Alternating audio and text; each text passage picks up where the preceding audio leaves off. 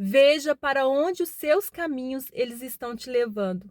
Foi bem isso que o Senhor falou para mim quando eu li o capítulo 1, versículos 5 e 6 de Ageu. Ali o Senhor, ele mostrou para mim que não era falta de força, que não é porque eu não amo o Senhor, mas é porque não estava tendo alinhamento. E eu percebi que o Senhor ele foi construindo isso na minha vida e de uns anos para cá muitas coisas o Senhor tem feito. E eu quero compartilhar com você no decorrer de todos esses vídeos, desse tempo que nós vamos passar aqui juntas, para que de alguma forma eu possa te ajudar a viver no centro da vontade de Deus. Nós temos a palavra de Deus como uma bússola para nós e especialmente o livro de Ageu, a qual nós estamos estudando agora, eu vejo ele como uma bússola. Ele nos mostra a direção, ele nos mostra o caminho e ele nos chama também a redirecionar a rota, porque durante esse processo nós podemos nos desviar, nós podemos nos perder. E assim, o Senhor ele quer fazer na nossa vida, ele quer nos trazer de volta.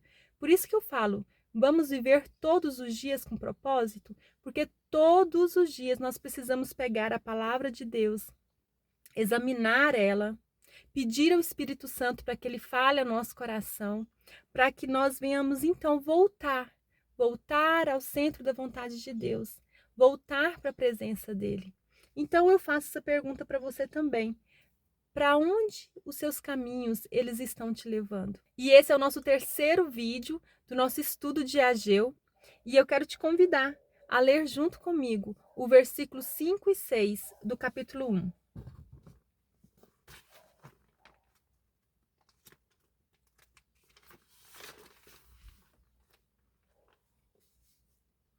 O versículo 5 e 6 diz o seguinte: Agora, assim diz o Senhor dos Exércitos, veja aonde os seus caminhos os levaram. Vocês têm plantado muito e colhido pouco. Vocês comem, mas não se fartam. Bebem, mas não se satisfazem. Vestem-se, mas não se aquecem. Aquele que recebe salário, recebe-o para colocá-lo numa bolsa furada. Viu como que esses versículos, eles nos mostram claramente para onde as nossas escolhas elas podem nos levar? Eu quero chamar a sua atenção para uma palavrinha que se encontra aqui no versículo 5, bem no início, que está escrito agora. Nota-se que o agora é como um chamado e um chamado de urgência, né? Para que você não perca tempo, para que você se posicione. É como se o Senhor estivesse dizendo: até aqui vocês viveram assim. Agora parem, ou seja, chega, acabou, redireciona a rota, reveja o que você está fazendo com a sua vida, quais têm sido as suas escolhas. Ageu, ele está tratando de um povo que volta de um cativeiro, de um lugar de prisão, que eles passaram 70 anos prisioneiros em uma cidade, uma terra estranha. E quando eles voltam para sua terra, eles se deparam com uma cidade totalmente destruída. Uma cidade devastada, onde os muros estavam caídos, as casas estavam em ruínas, o templo estava destruído e eles precisavam reconstruir as suas vidas. Então esse povo, ele volta e eles voltam com um direcionamento. Eles tinham um direcionamento muito certo no seu coração, que era reconstruir o templo de Deus. Em meio a tudo aquilo que estava acontecendo, eles precisavam reconstruir suas próprias vidas, mas também o templo de Deus. E o templo de Deus, ele era prioridade, mesmo em meio às circunstâncias, mesmo em meio ao caos.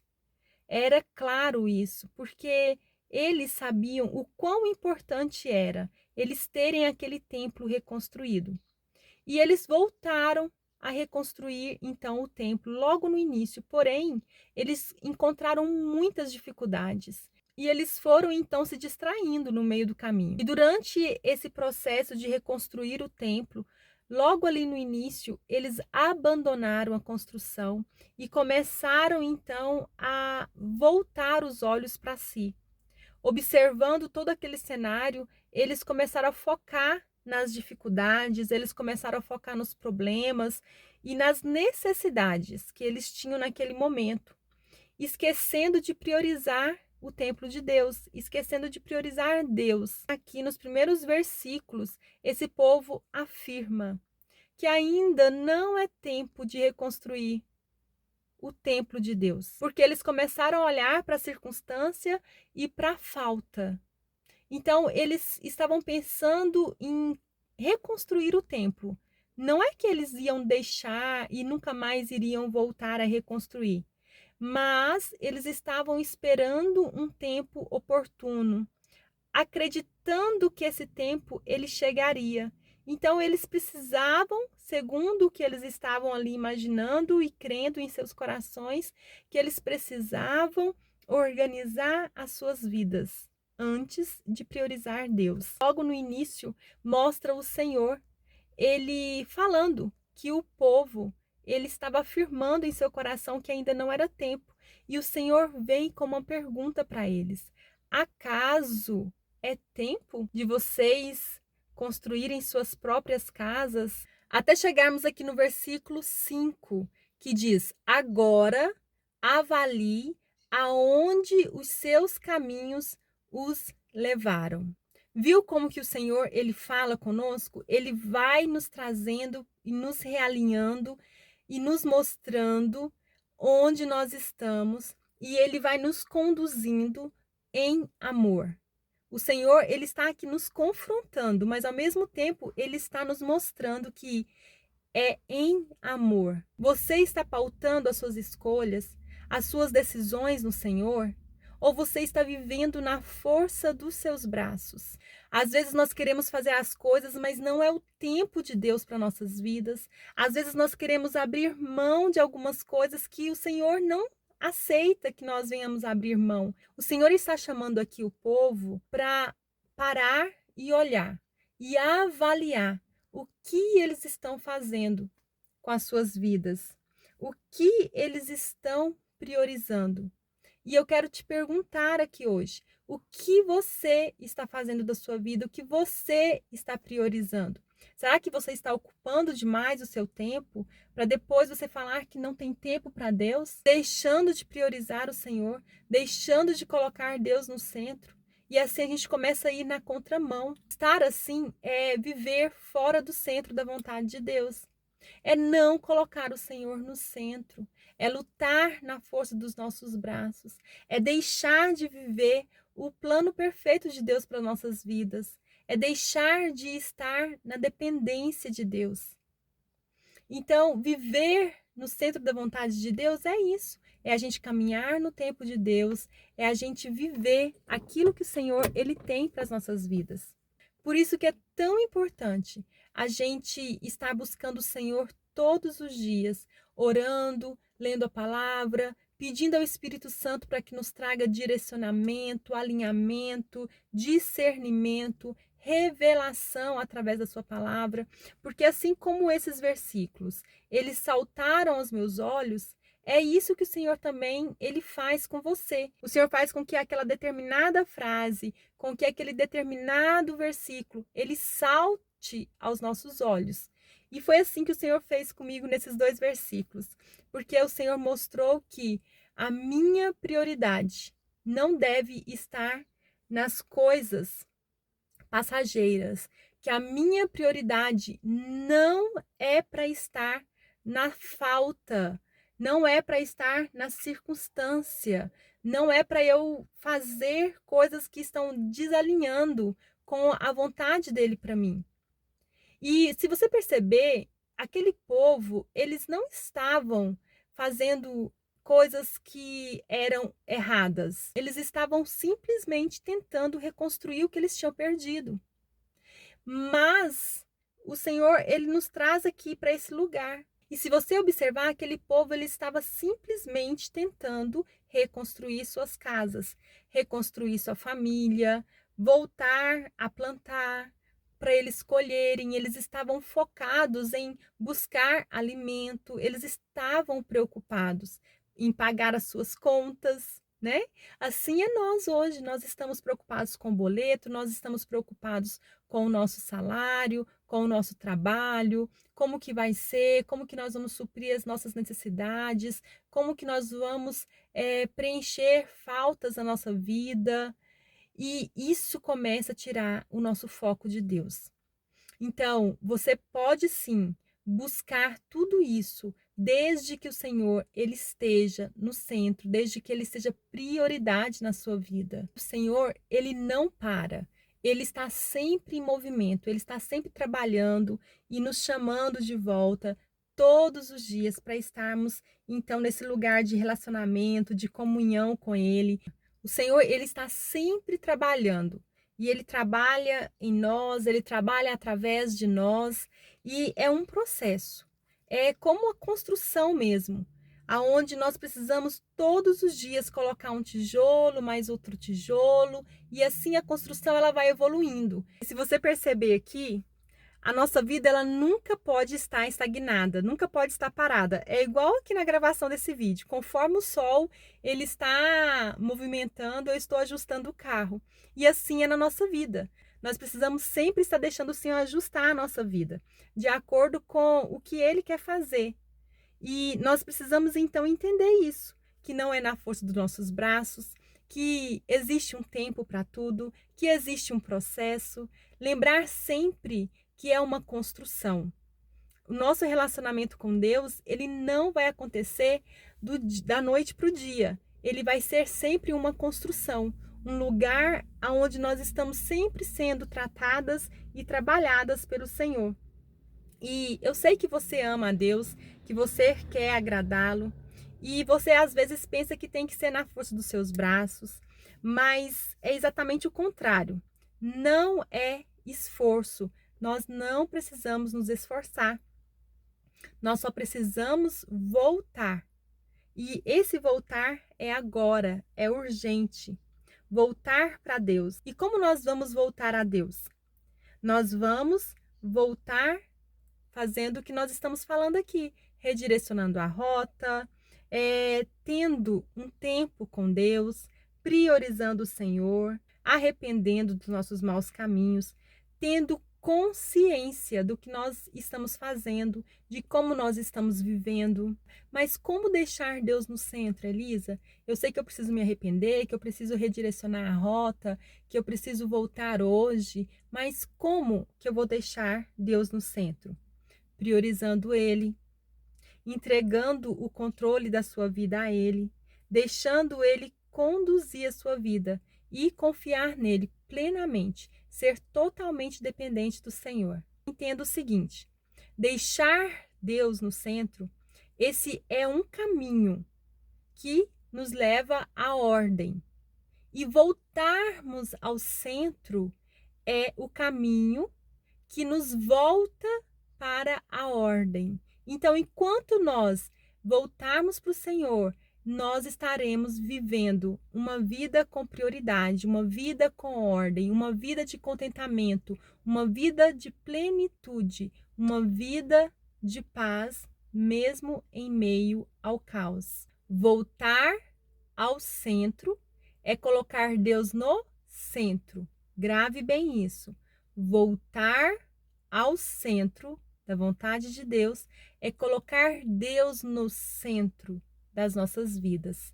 E quando nós não vivemos no centro da vontade de Deus, o Senhor, ele se entristece muito. Ele sabe que isso nos trará consequências. Por exemplo, aqui no versículo 6, está nos mostrando bem claro isso. Está escrito o seguinte: vocês têm plantado muito e colhido pouco. Vocês comem, mas não se fartam, bebem, mas não se satisfazem, vestem-se, mas não se aquecem. Aquele que recebe salário, recebe-o para colocá-lo numa bolsa furada. Se você está vivendo isso aqui, não tem priorizado o Senhor, hoje você já sabe.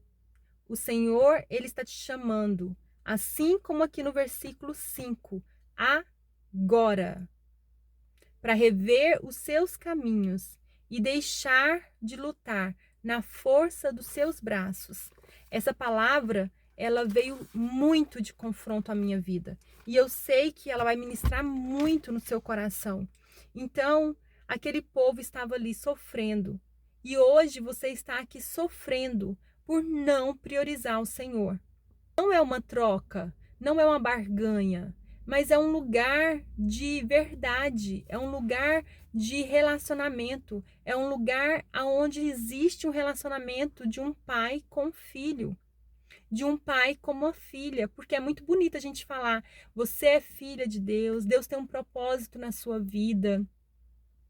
E as pessoas não entendem que viver o propósito de Deus é viver uma vida em obediência, é viver uma vida priorizando o Senhor. Então, se você hoje, você prioriza o Senhor na sua vida, você está vivendo o propósito de Deus para a sua vida. Então, larga de ficar olhando lá na frente, lá no futuro, quando der tempo, quando chegar o dia, quando eu viver o propósito de Deus. Mas é hoje, é agora. Lembra que quando esse povo ele voltou do cativeiro, eles não encontraram um cenário perfeito? Então não espere esse cenário perfeito acontecer na sua vida, porque ele não vai chegar. A palavra de Deus fala que nós teríamos aflições aqui nesse mundo e vamos permanecer tendo aflições nesse mundo. Mas ao mesmo tempo o Senhor nos chama e desde Gênesis, desde o início, Deus ele tem chamado o homem. Deus chamou Adão. Quando ele pecou, ele se escondeu e Deus o chamou. Deus ele não desistiu. E assim o Senhor faz com a nossa vida. Será que você vai justificar que é o problema que o Senhor te deu? Ou você vai dizer, não, Senhor, eis-me aqui. Eu sei que a vida, ela nem sempre é fácil. Ela é difícil. Nós enfrentamos cansaço, nós enfrentamos desgaste, nós enfrentamos inúmeras pressões diárias. Mas nós estamos hoje voltando ao centro da vontade de Deus. E que todos os dias você priorize ao Senhor e consagre a sua vida, consagre o seu dia a Ele. Não se distraia, não aceite migalhas. Não troca o Senhor por nada nesse mundo. Então não deixe o Senhor para um segundo plano. Aqui no Refile, eu tenho falado muito sobre isso, muito sobre aparar as arestas. Deixar Deus, ele moldar a sua vida. Tirar tudo aquilo que é excesso, tudo aquilo que é distração. A palavra Refile, ela é um processo usado em gráficas, aonde eles fazem ali o acabamento daqueles folders, daqueles papéis, daqueles banners. Eles cortam, eles alinham, eles tiram ali as partes que estão sobrando e fazem um fino acabamento para que ele tenha um alinhamento, para que ele fique então perfeito. E assim é na nossa vida. Então, deixe o Senhor aparar as suas arestas. Se essa mensagem falou com você, eu te convido a se inscrever aqui, a ficar aqui com a gente.